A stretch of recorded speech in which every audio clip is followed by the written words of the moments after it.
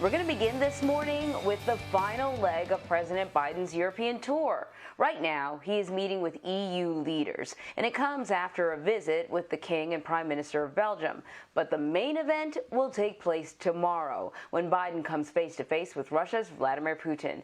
The two will discuss a range of issues in Geneva, including the recent cyber attacks on U.S. companies and election meddling. Ian Lee is in London with the very latest. Ian, good morning. Good morning, Anne-Marie. The president found unity with NATO leaders yesterday who welcomed back America's leading role in the alliance. For the past 4 years, Europe has felt alone, like it was confronting Russia by itself.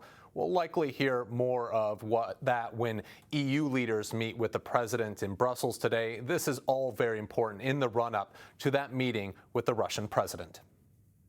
I'm not looking for conflict with Russia. Speaking at the NATO summit in Belgium, President Biden previewed his upcoming one-on-one with Russian President Vladimir Putin. We should decide where it's in our mutual interest and the interest of the world to cooperate. And the areas where we don't agree, make it clear what the red lines are.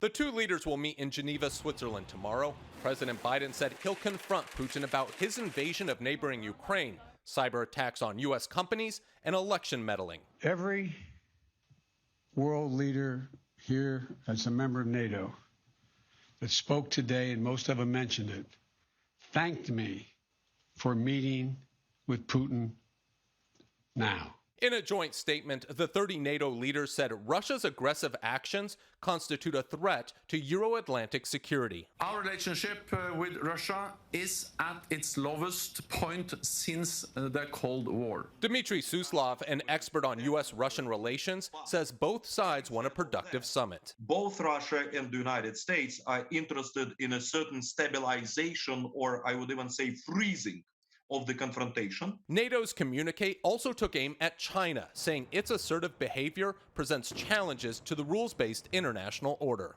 Russia and China are both seeking to drive a wedge in our transatlantic solidarity. The statement, though, did call for a constructive dialogue with China, specifically on climate change. Anne-Marie, we previously saw the president talking tough, calling Putin a killer. But in the lead up to tomorrow's meeting, we've seen both sides tone down the rhetoric. Yesterday, the president called Putin bright, tough, and a worthy adversary, while recently Putin called the president very professional. Both sides are predicting a business-like meeting where they can work together. They will come together on common issues like climate change and a possible prisoner swap.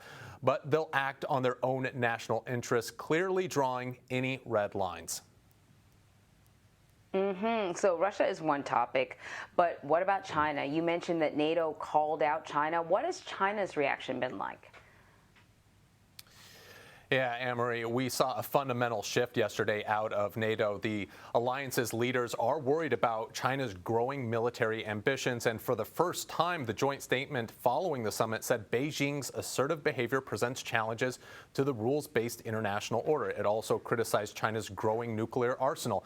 And yesterday, President Biden doubled down, saying democratic values are also under threat from China. Of course, Beijing doesn't like this. It condemned NATO's statement as slandering its peaceful development and a continuation of the Cold War mentality. China also took issue with the condemnation of its expanding nuclear arsenal, pointing to the fact that NATO states, they say, have 20 times more nuclear weapons.